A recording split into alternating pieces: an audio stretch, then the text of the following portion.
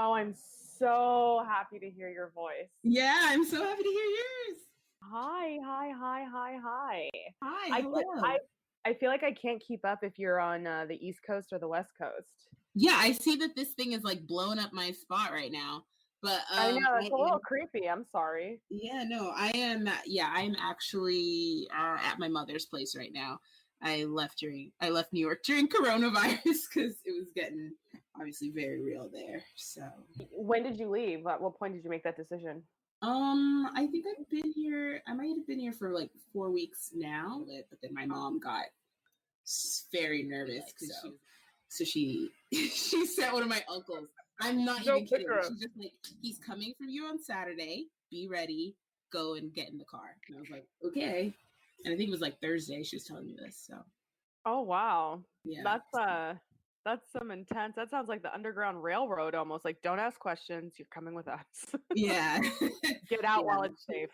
She gets what she wants. So that's. Dang, I like it. Well, have you ever been to the Coca-Cola Park? Kind of. Yeah, because that's Long Island City. No, that's in Allentown. Oh! You're talking about no, the Iron Pigs. Look, I just Googled it. I just literally Googled Allentown, and I was trying to sound like I knew about it, but I really don't. The thing, if you want to sound like you know, it's Dorney Park. Is that everybody seems to know that, and then the Billy Joel song. Ever since like I lived here, because I went to high school out here and a little bit of I guess middle school, and yeah, the middle school. Yeah, 7th and 8th. Or do you consider that middle school? Junior high? Wait, you left Pius in 7th grade? Yeah. Yeah. Why do I have a vivid memory of you in a graduation gown? I'm crazy. No. Oh, basically, no. So those pictures that I sent you with the yellow shirt, I think that was like my last day or the. So, okay, then maybe you sent me your actual headshot. Like maybe you mailed it to me, when you were graduating. Yeah, maybe. Okay. It's been a while. I will, okay, so yeah, you transferred into Pius in 3rd grade? Yeah, I went to Montessori school when I was younger, so I went to like the touchy-feely. No, it was not touchy-feely. Let me not say that. I actually really loved Montessori school, and then I transferred to Pius. 3rd grade. Oh, yeah. Oh my gosh, yeah, I remember when you transferred because my dad, like, I swear you were his dream daughter. Really? Oh my God! I loved your dad. He was awesome. Yeah, to you, he was just like, why can't you be more like Sadie? No. He didn't call you Sadie. He did not call you Sadie. He would call you Sadie, which would drive me nuts. I hate when people call you Sadie. That's like, oh my gosh. I actually hate the name Sadie now because of how much people used to call you that, and you were so sweet in correcting them. Oh, it makes me cringe now. To this day, people still call me Sadie, and I just, I get flashbacks. Oh no. But how are you? Like whoa. I'm good. Well, okay, wait. You said 19 or no, you said 20 years. I was like, really? Has it been that long? I mean, yeah, well, if you left in 7th, I was saying since 2003, so that would have been 17 years. But if you left in 7th grade, that would be 19 years then. That's so insane. I know. So I am recording you. You're full on record. So how about I make an introduction? You're my very first official podcast. No, I'm not. I saw the other one. I mean, I listened to the other one. That was me in my living room with my roommate, and I was just like, let's talking about makeup. That is official. It's on your page. Why don't you have a name yet? You're the first one. I'm just at this point in my life where I refuse to spend more brain power on something than it should be. And that was one of those things. I was like, I could either move forward with trying to figure out how to record this thing or spend way too long on something that people won't really care about. So I think what I'm going to end up doing is raffling off like the rights to naming the podcast. Okay, so let's introduce you. Okay. Hi. Hello. To put it in the beginning. Hi, who are you? So I am Sadie, and I was your childhood friend. And I have to say the fact that we haven't seen each other in 19 years and that we can just hop on a call is pretty darn cool. That makes me really grateful for social media. Like, definitely, it's a beautiful tool that I know it gets a lot of flack for other reasons, but for me, that's why I'm so appreciative of it. And I have just always adored you. I mean, like I touched upon earlier, my dad was just always comparing me. You're the only female in my childhood that I can tell you without a doubt, if he had the opportunity, he would have swapped us. Oh, that's Because so, I you really were did his not get that dream sense at all. child. Oh, well, you didn't, but I knew. You just thought he was nice. He's not nice to Yeah. anybody but you. He wasn't nice to anyone except you and me. I remember at the basketball games. Okay, so this is why you were his dream child. Let me explain for the listeners who don't know who you are, which is basically everyone. I mean, I technically can't claim I know who you are, but you came into the school. You had a roller backpack. You were the first kid with the roller backpack. Yeah. So already you were a pioneer, and you played basketball and made really good grades. And the first time I played basketball, I think was in like second grade or something. I mean, like real basketball, on a court. And I just remember looking at the basketball and it touched the ground and then touched my hand again. And I was like, this sport is not for me. I quit. Like, that was it. That was the end of my basketball career. I was like, gross. Like, I'm not touching something that touched the ground. That's gross. Yeah. And then my father being, he played basketball in undergrad. He became a coach for a little bit when he was in between jobs for the local high school. Like, he loves basketball. Not only did you play, you were the rock star player. You killed it. You owned the team. I mean, our elementary school was not worthy. So all of a sudden, I have to go to all these basketball games, and I'm like, I'm not a sports kind of girl. I mean, I'll fake it, but and my dad was your biggest effing cheerleader. Like, I just remember, do you know that song by the Spinners called God, what is it called? Sweet Sadie? No. Okay. Oh, Sadie, don't you know we love you, sweet Sadie? Every time you made a shot, my dad would stand up, sing that song really loud. And I'm like, her name is Sadie. Can you literally stop and just sit down? And this is not your daughter. And I'm super jealous. And I would get so upset. Like, every freaking time you made a score. Is that what you say for basketball? Every time you made a hoop. I don't know. Every time the ball went in the net. It's an old ass song, like my old ass dad. But I just remember thinking, okay, Dad, I get it. Like, if we were going on a field trip or something, or like I wanted to do something, the first question my dad's like, is Sadie going? And I'm like, I don't know. So anyway. I mean, on the opposite side of all of those experiences, I will say that the roller backpack was because I've always had an issue with carrying too many books. Like, even to this day, like I think I've actually kind of thrown out one of my shoulders and the alignment of it, because I carry things that are just too heavy. And then I don't know. I always really liked the fact that you were so close to your dad. I mean, from my point of view, like, he seemed very supportive. He was funny and goofy. My dad is great. He seriously loved you. I'm so glad I talked to him early today. If I told him that I was talking to you, he would be like, I don't even know. He probably wouldn't shut up, and then he'd insist on joining in, and then that would be the end of this. I'd get kicked out of my own podcast. So, well, okay, so let's catch up. I haven't seen you in 19 years. Kind of laid the ground for like meeting you and seeing you and knowing you and getting to, you left in 7th grade, so you were only there 4 years, 3rd grade, 4th grade. Really? Yeah, I guess so. Yeah. Gosh, that's so crazy. Where in the world is Sadie? So, left California because my mom got a new job. Yeah, we came to a small town in Pennsylvania. It was definitely an adjustment, not like California at all. Like, in so many ways, obviously diversity.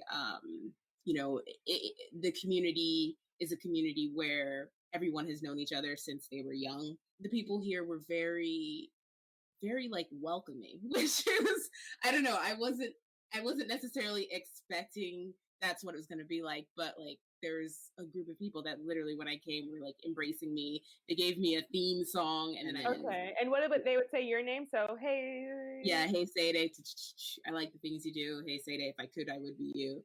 You're the one and only Siede with the one and only hair. And then it was just like it was just silly, but it's just like I know they were just doing it to be welcoming, so I really appreciated that. I remember shout out to Joey if he's listening because he was really welcoming. Yeah, if Joey's listening, I'm gonna tell you right now, Joey's not listening. Okay, I don't care. Like, even when this does go live, Joey. No, when you become, your podcast will become super popular, famous, and then you're like, remember.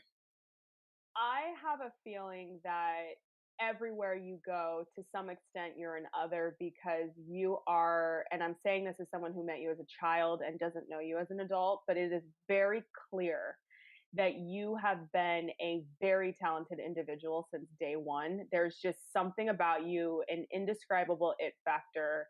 That's why I was so excited to connect with you. I've always, you're just not only. Did you hear that? Yeah, that's you, I think. Okay, I'm gonna silence. How do I do not? Dude, this person's like not stopping calling me right now.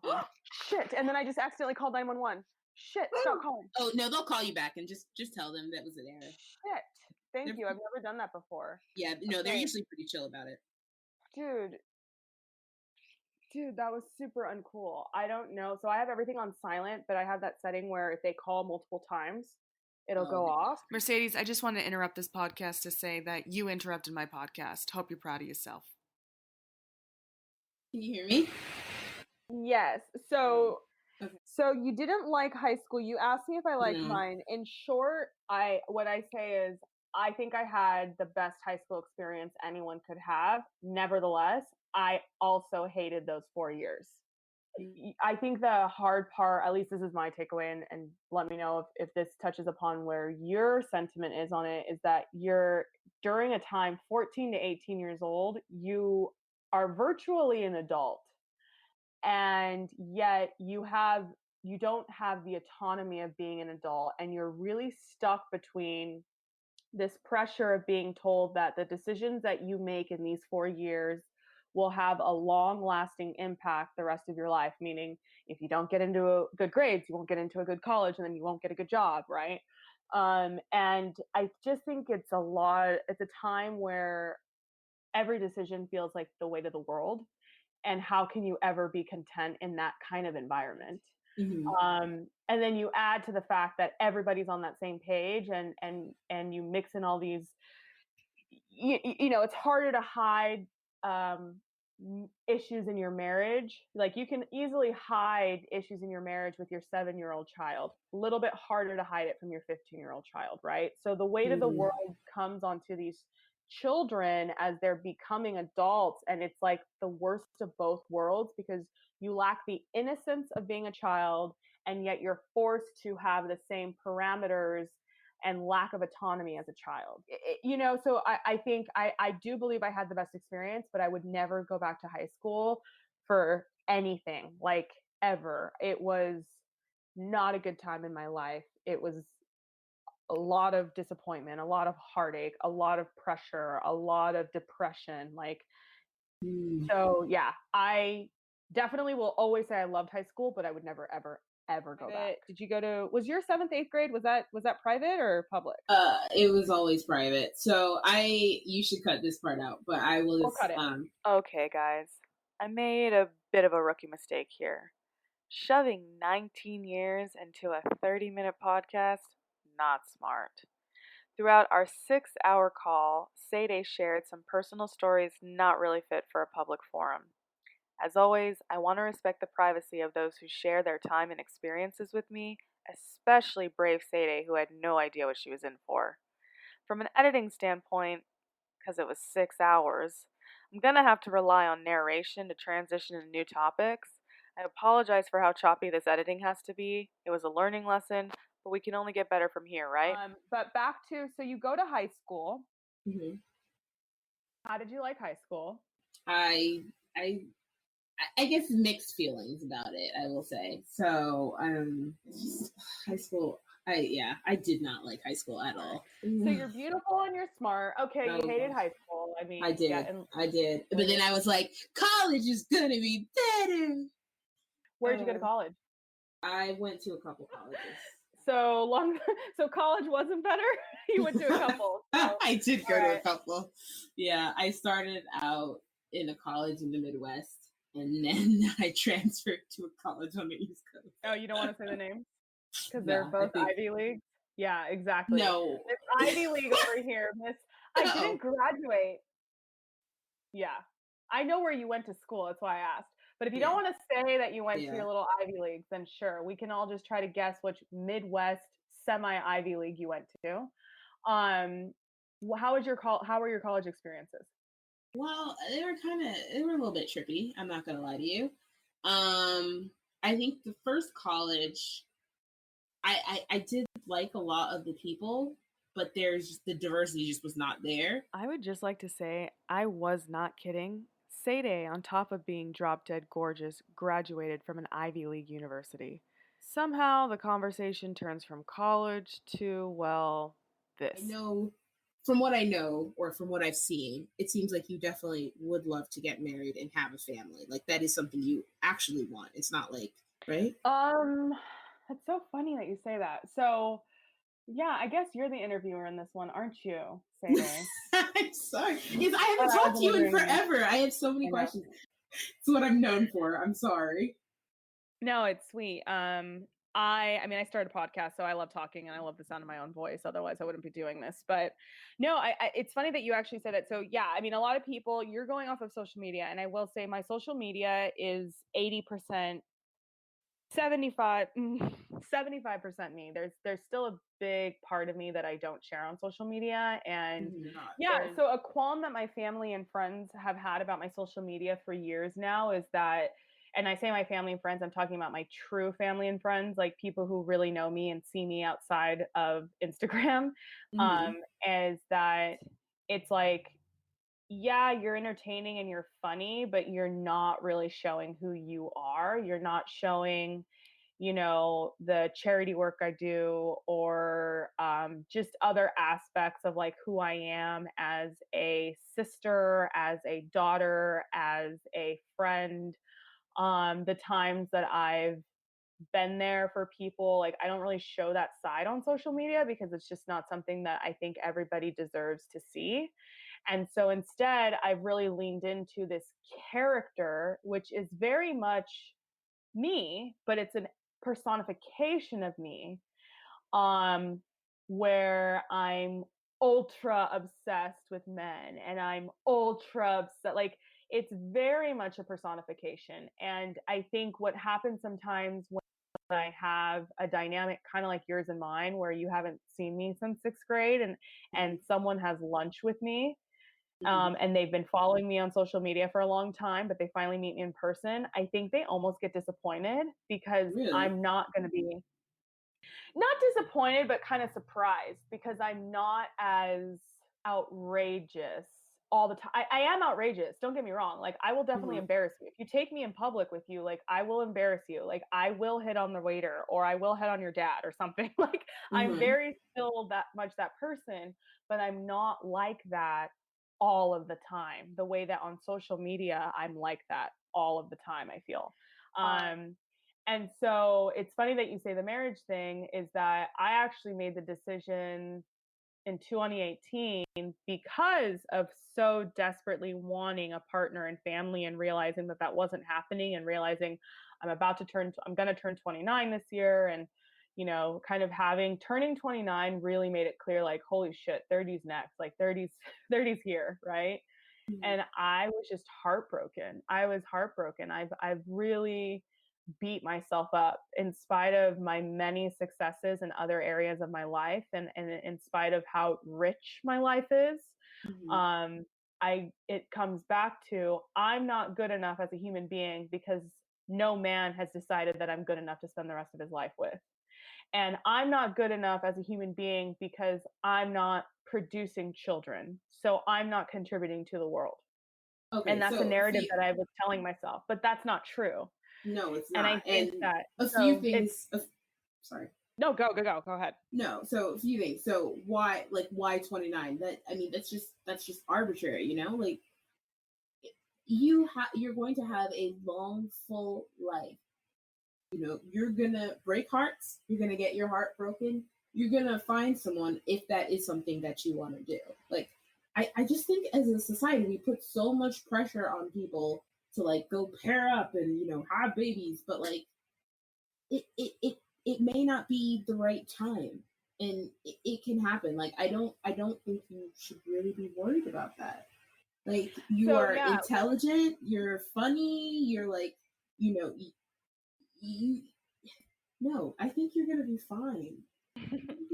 so I made the decision in 2018 that I was going to start letting go of that dream.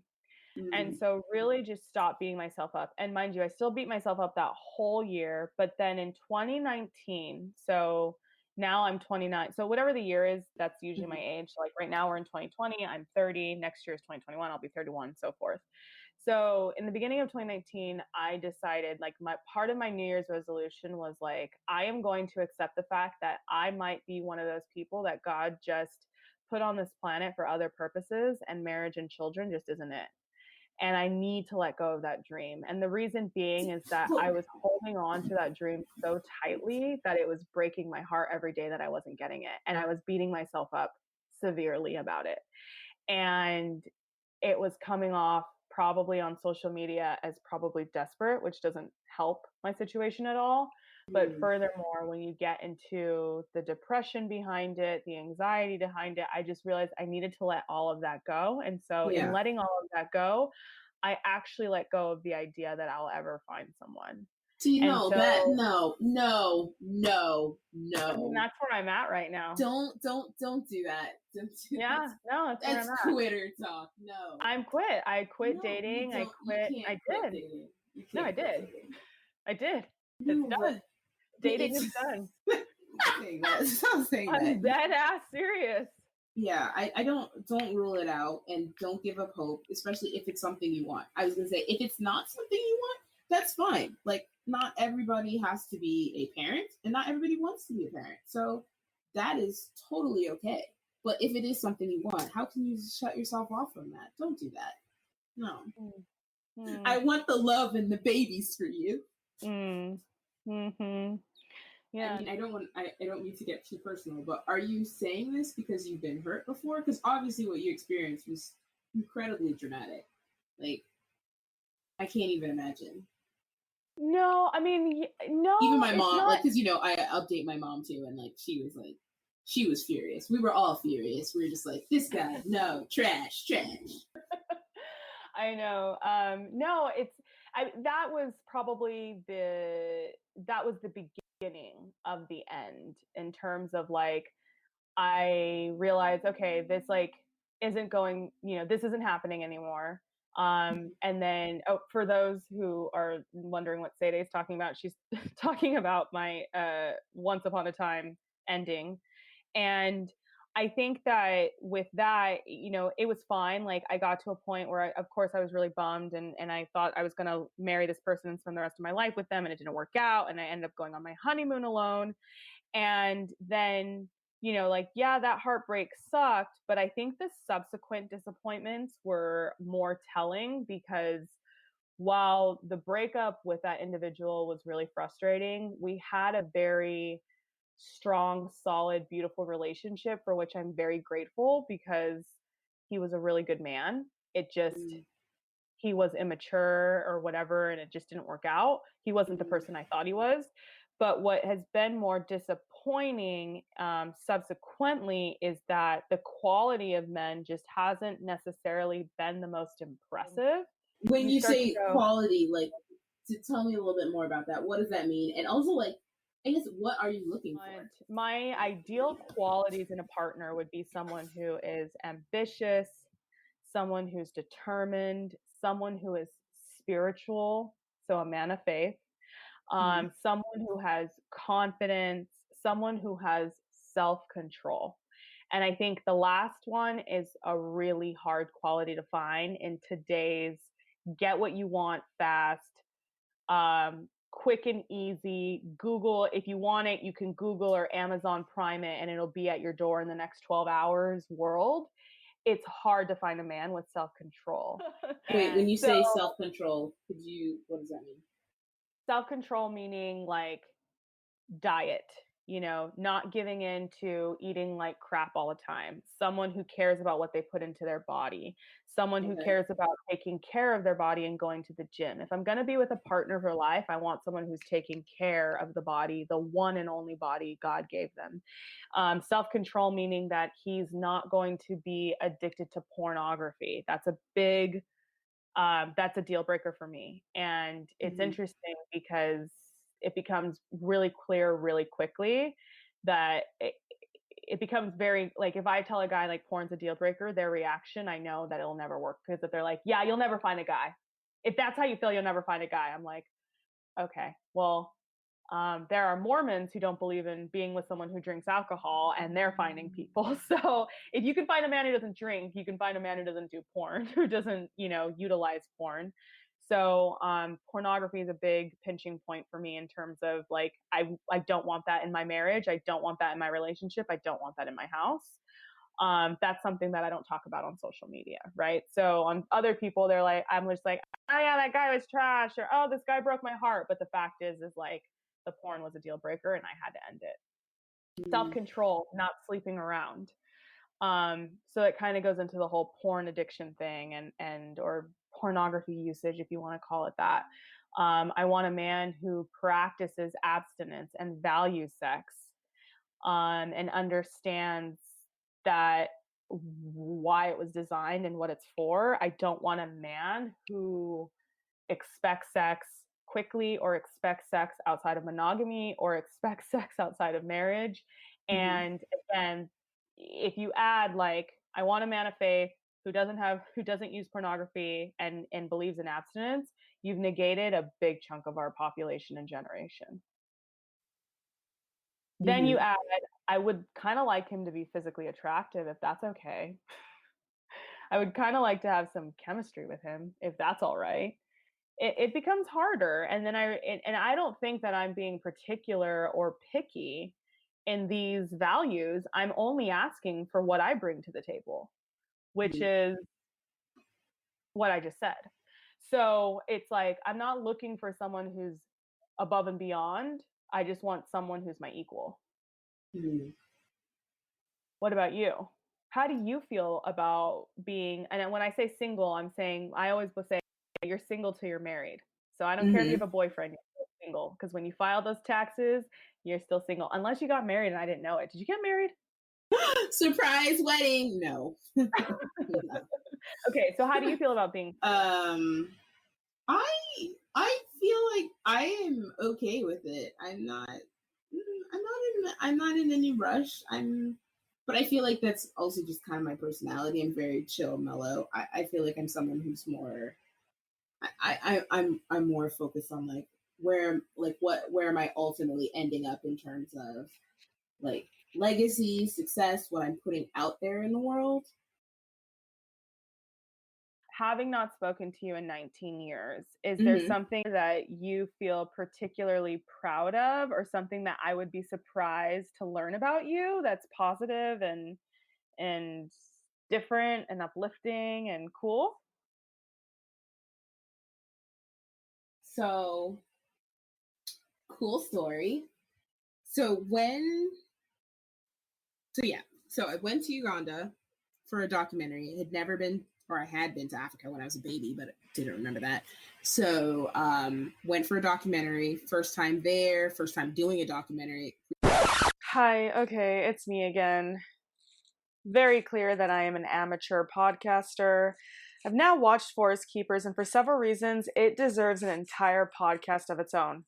Hopefully, Siede will return, so we can give Forest Keepers the full attention it deserves. In the meanwhile, if you have an extra 14 minutes, go ahead and go into the link in my episode info, and you can find where to watch Forest Keepers on Vimeo. Whew! Condensing 6 hours into 30 minutes is no small feat. I'm really trying to wrap this up. Bear with me. We're almost done. My story is really not interesting. So, like, I think you're interesting. I think the fact that we haven't talked in 19 years and you were willing to come on here and do this, like, really, my intention with this whole podcast was really just to praise you and tell you that I don't know what you're doing in today's world. Or before this podcast, like, originally, you know, my thought was, I don't know who you are, where you are, what you're doing, but what I can tell you is that in the brief years that I knew you as a child, I knew you were destined for greatness. And what that greatness looks like, and whether you've had great accomplishments already, and whether you're, you know, how you're destined for a whole lot more, I have no doubt about that. And I'm so serious, Siede. Like, I couldn't say that about many people, but I certainly couldn't say that about anyone that I only knew for a brief amount of time in their childhood. You are a superstar. I don't understand. What is this flattery? You're making me sound like some mythical creature. I'm really not. I think you're pretty great. But we'll see. Yeah. So if anyone else from our elementary school wants to take a stab at doing this podcast, I really would love for Sydney to go on here. I was just about to say that. I was like, you should do Sydney. Can you join me in begging Sydney? And I feel like she has an interesting background that would be kind of cool. Like, if she decides to talk about like what she does, or like how she got there, and like why law. And she's someone who's very like social media savvy too, and funny, and you know, likes memes. You guys will have a great conversation. Yeah. I think so too. I haven't talked to her in a while, and I think she's hilarious. She's rad, and you're right. And her job, of course, is very alluring. I doubt she would be able to talk about it on this podcast, but either way, just catching up with her, that's great. And if anyone else from St. Pius has the gumption to reach out to me and say they want to catch up, I'm definitely all ears here. This conference has reached its maximum duration and will end in 1 minute. Oh my God. We went. How did we do that? How long has this been going on? I didn't even know this had a max. I didn't even know this was a max. It's 1:44 a.m. my time, so we've been going for Girl, a while. We gotta stop. This is late. I love you. I'm so sorry. And all I did was talk about myself the whole time. No, you didn't. All right. Didn't. Do you want me to hang up and call you on real phone? Yeah, and then I'll have to go to bed. Oh shit. Okay, so really quickly, let's do our outro. So we're getting cut off because we've gone now 5 hours. Yes. Is there any note that you want to end this on before we go to the outro song? I just want to say that honestly, this was great catching up with you, and I really appreciate and respect that you reached out, honestly, because it's something that I've always kind of wanted to do, but had been a bit chicken on. So. Okay, bye.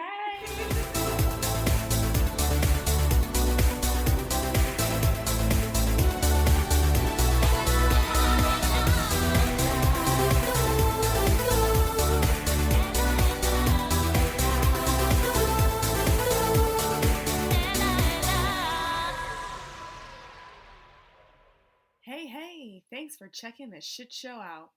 If you have an idea you'd like to be featured here, my email is ellaurbellapodcast@gmail.com. Thank you.